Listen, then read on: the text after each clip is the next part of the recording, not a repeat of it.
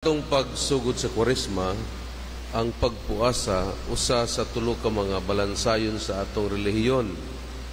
Di ang pagpuasa, usab kini siya gitawag nga fasting and abstinence. Ang pagpuasa, fasting, alang kini sa mga nagpangidaron og 18 hangtod sa 60 anyos gawas lamang sa mga masakiton o naay maintenance. Ang pagpuasa nagpasabot kana nga 2 half meals, 1 full meal sa panahon sa Miyerkules Badles, Biyernes Santo, ug tanang Biyernes sulod sa Kwaresma.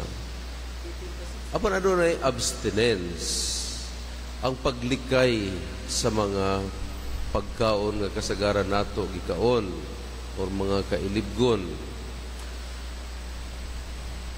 Ang nagpangidad og 14 giawhag sa simbahan nga mag-abstain ug maglikay usab niining mga adlaw sa Miyerkules Badles ug Biyernes Santo. So alang kanato siguro nga sige ka og karni kay may barato, likayan nato kini siya niini nga mga adlaw. Kay kini makatabang kanato sa atong pag-focus sa atong hunahuna o kasing-kasing ngadto sa Dios. Mao nga sa atong ebanghelyo mingon sa Jesus sa mga magtutudlo sa balaod ug sa mga Parisiyo nga nagtuo ba day kamo nga ang mga bisita sa kumbira sa kasal magpuasa samtang anaa pa kanila ang pamanhunon? Dili gayud.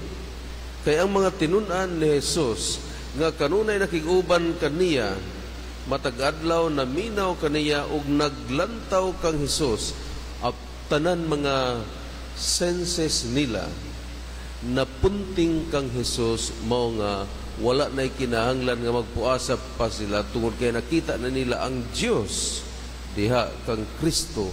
Gipambiyaan na nilang tanan na pila nilang pamilya ug panginabuhi kay kanunay silang nakig-uban kang Kristo.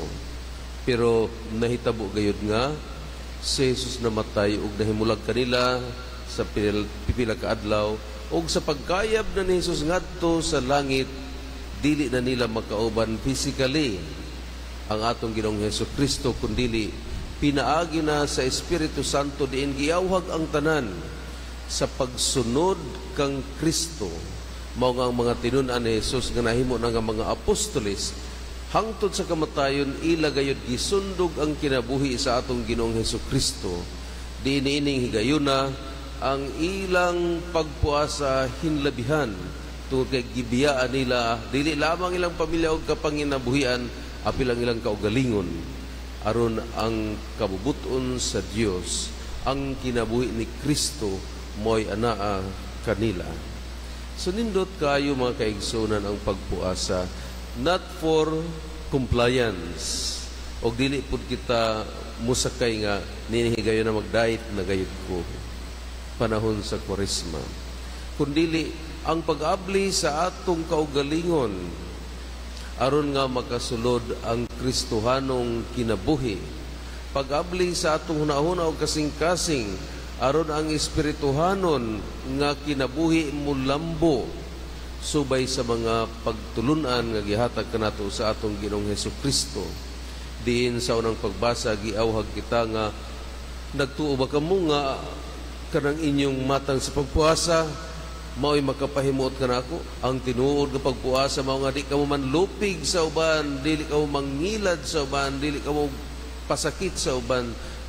Mao ka na siya ang pagpuasa, paglikay sa kadautan, ang makapahimuot sa Dios aron sa ingon nga makapokus ragayod ang atong hunahuna og kasing-kasing ngadto kang Kristo Jesus. Karon manindog kita